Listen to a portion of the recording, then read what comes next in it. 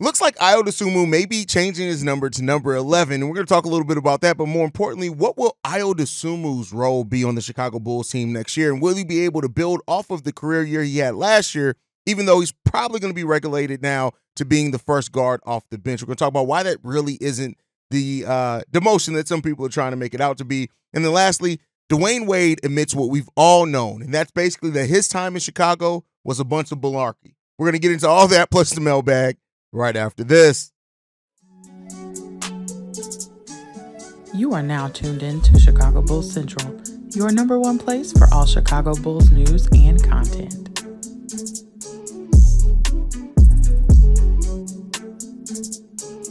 What's going on, Bulls fans? Welcome to another episode of Chicago Bulls Central, your number one spot for everything Chicago Bulls related. I'm the host there, Haize, but more importantly, you guys can follow the channel at Bulls Central Pod on every social media platform we happen to be on. With that being said, let's go ahead and get into this content for today, y'all. And it seems like Ayo Dosunmu may be changing his number. Now, this is according to Ross Pins, who you guys may know. He's a Chicago sports content creator, mainly on the Bulls, but he's one of my favorite people to follow on social media. If you're a Bulls fan, Ross is just a good dude.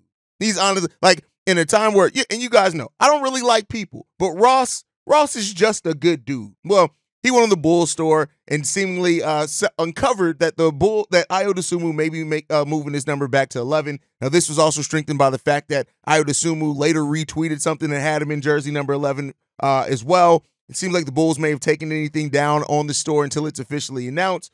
But, Ayo Dosunmu, that's his college number. If he wants his college number back, I don't think anybody's going to be mad at that. Of course, it was owned by DeMar DeRozan over the last few years. That's why Ayo didn't have it. So if he is getting his number back, cool. But outside of the number aspect, I felt like this was a good time to segue into what will Ayo's role be on the Chicago Bulls last year. And to talk about that, first got to talk about his season last year. He had a career year in basically every shape, form, or fashion. Most points per game that he had in his career at 12. The other two seasons were a little over 8, right below 9. He also shot the ball 50% from the field with the highest volume that he shot it at as well. He did shoot higher his rookie year at 52%, but he's only taking less than 7 shots per game. He took 9.5 shots per game last year and hit that at a 50% clip. Also the highest three-point shooting percentage of his career as well, taking almost 4 3-pointers per game and hitting that at a 40% clip. Then you look at as well as assists, 3.2, which is right below his highest mark as well. 2.8 rebounds, which ties what he's done the previous 2 years. So that's been consistent over his career. And also a steal per game, which is the highest of his NBA career as well. But it wasn't just the raw numbers themselves. Ayo Dosunmu was also called on because of the injuries to Zach LaVine and the situation with the team to do much more as well. He had the highest usage rate of his career, jumping his previous high of 2.7. He had a 17.7 usage rate last year, and then the highest true shooting percentage of his career as well at 60% shooting. In every measurable statistic, Ayo Dosunmu considerably grew as a player last year, and he did so mainly starting next to Kobe White last year as well. When you look at the splits, his time as a starter was even better when you look at it. Really good production as a starter. 37 games he played as a starter last year, and in those 37 games, he averaged 15.4 points per game, 41% shooting from 3, taking 5 3-pointers per game, and 50% from the field, taking 12 shots per game. Also 4.5 assists, 3.5 rebounds, and over a steal per game. In every shape, form, or fashion, Ayo Dosunmu stepped up when he was called upon to do more. And he did, and with his role growing, so did his production. And that's not always the case for people. I think sometimes we can overlook as basketball fans, when your volume goes up, but your percentage also goes up or stays the same.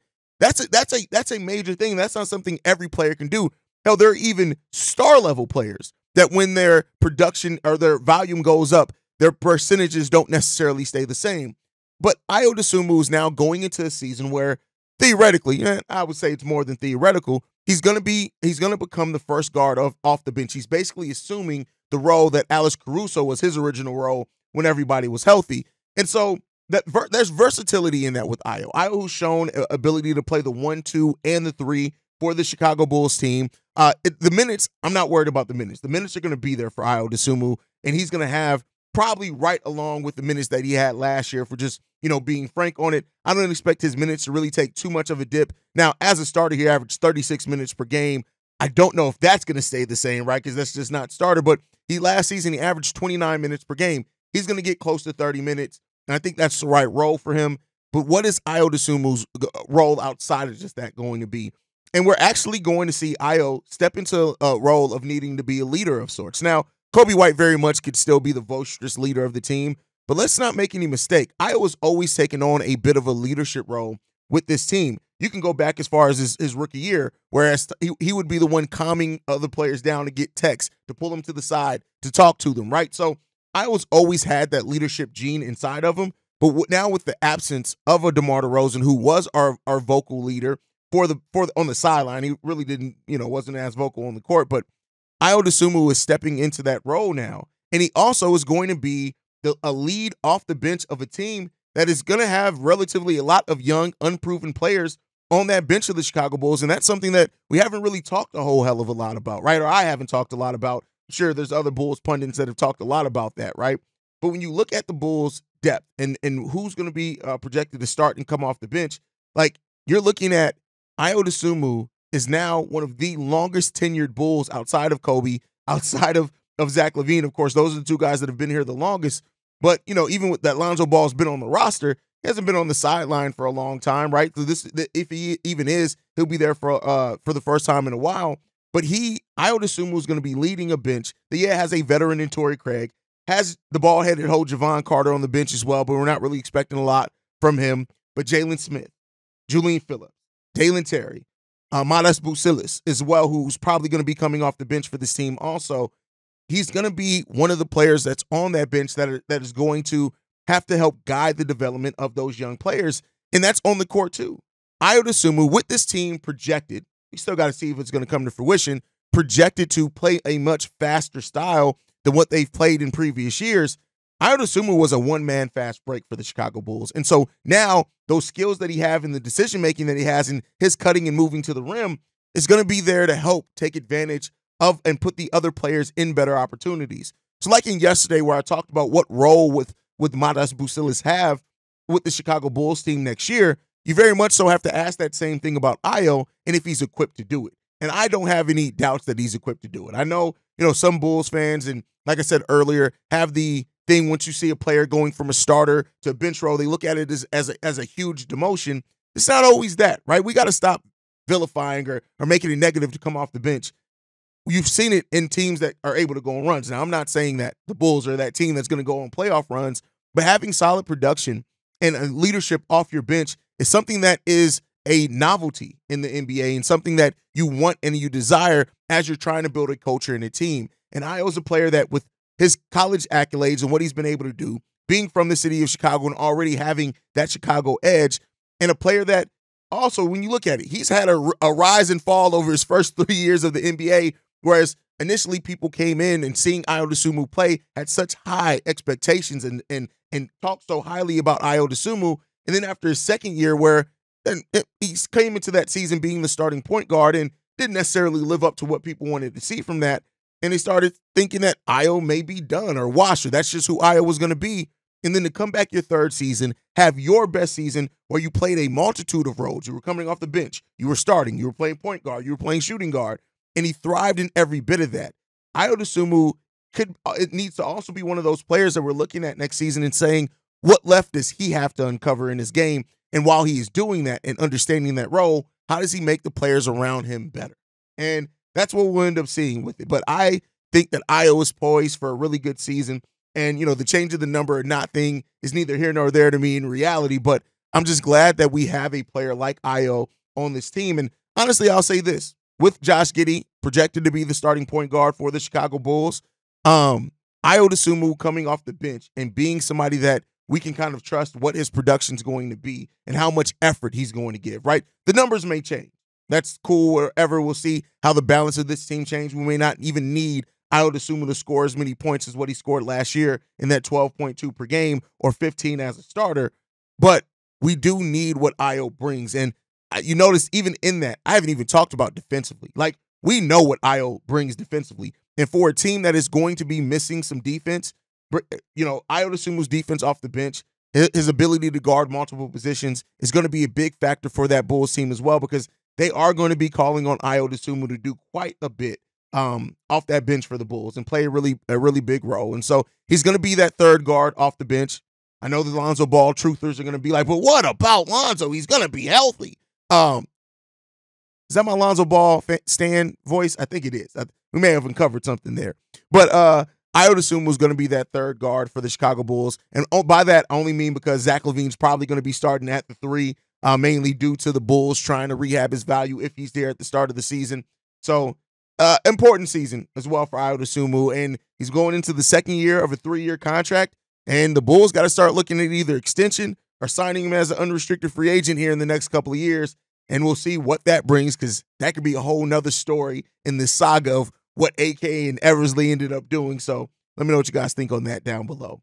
But with that said, I want to talk about something that has been a trigger topic. Now, you guys know, one of the things that was my own mandate for myself in creating the show is I don't talk about the Derrick Rose era very much. I don't talk about, other than kind of referencing how that team was built and how they drafted well over time and then got Derrick Rose. But I don't really go into like the nostalgia baiting with that. I don't talk about the 2-3-peat eras either, because I feel like that's the easy content to go to, especially for a Bulls team that's been disappointing.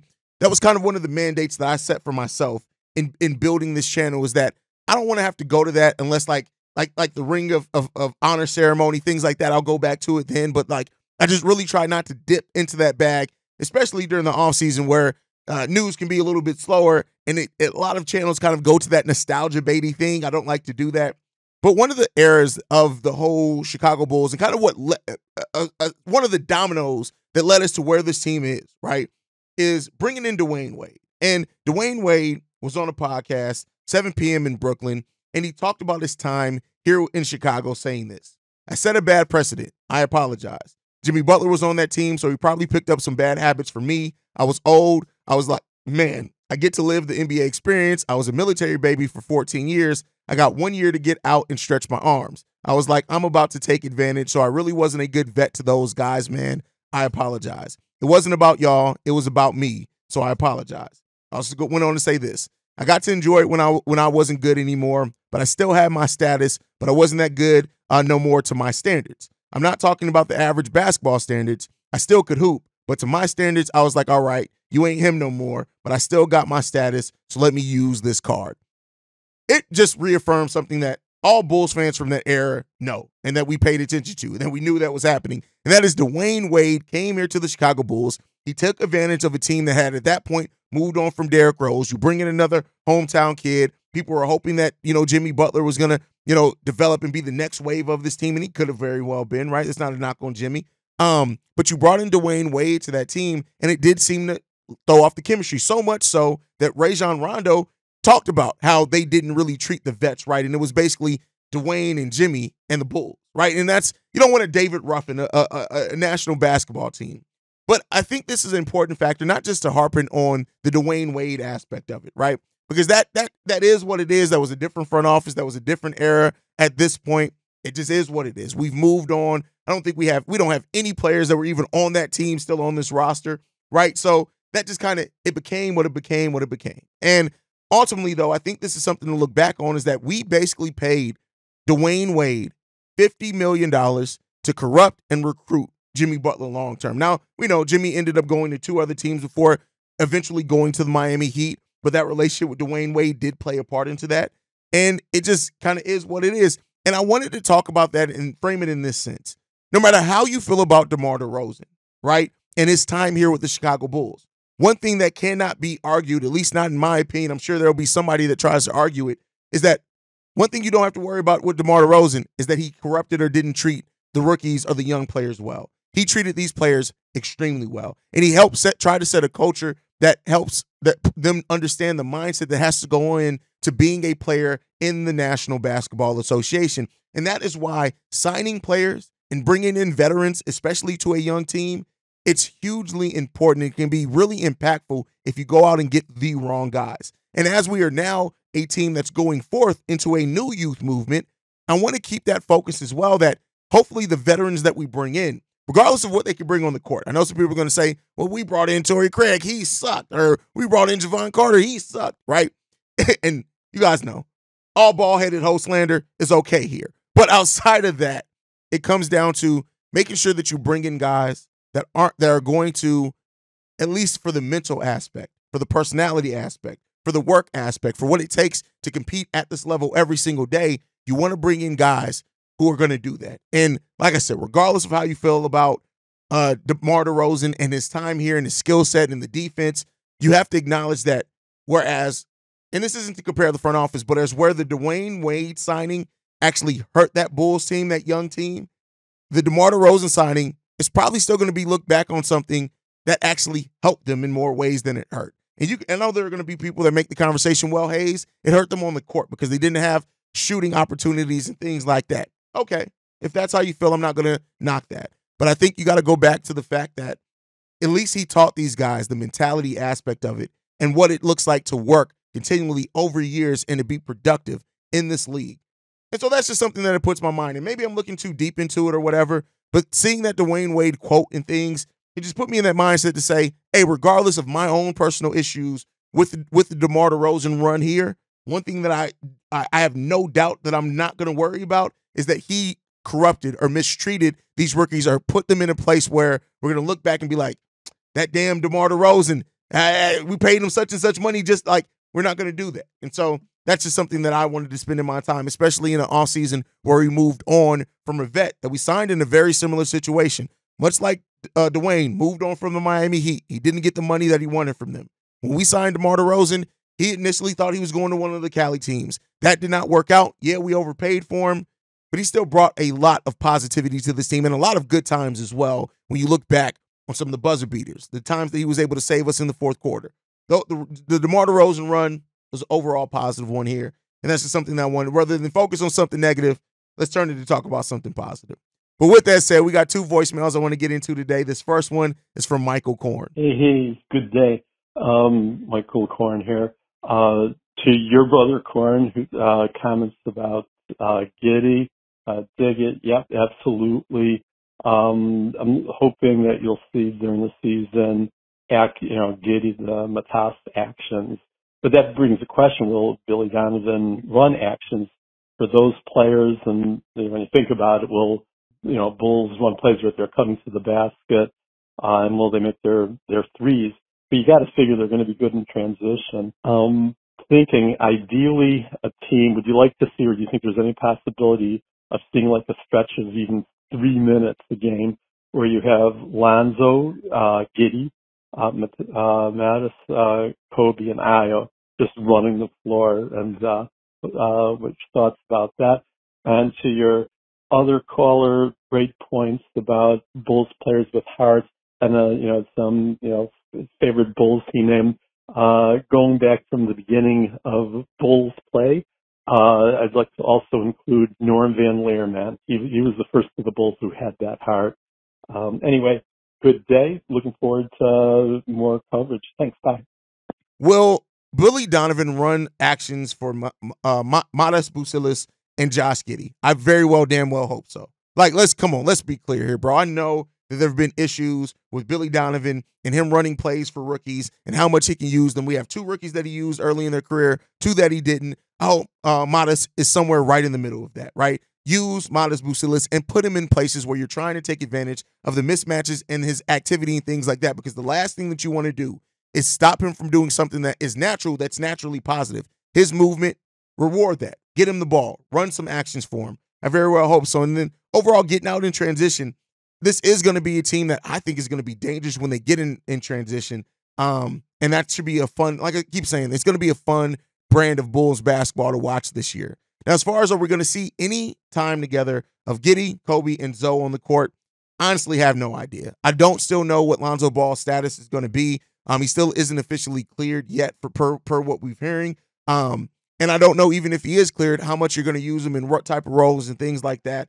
That is it's not really a short lineup, right? Those are all tall guards for the point guard position. So, I mean, maybe, but I think more so like Zoe as well, depending on what he's able to bring, how well he is defensively and shooting wise.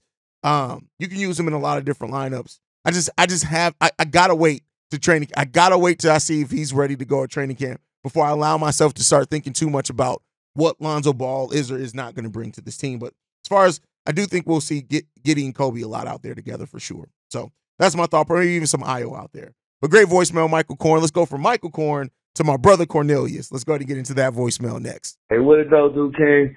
It's your brother Korn, man. Let's get right into this, man. Hey, man, I know Bulls Nation is ready for 2025. We're already skipping drafts, mostly, you know. And this is what I want to talk about, you know, and it's interesting, you know. I believe Cooper Flag, right? Ace Bailey, those are the main two guys that everybody is able at, right? And I get it. So I looked up and I kind of looked and trying to see, okay, where is Bulls picking at? Where they got us picking in the mock draft this year? And who they got us picking in mock draft this year? Just to look it up, just to see.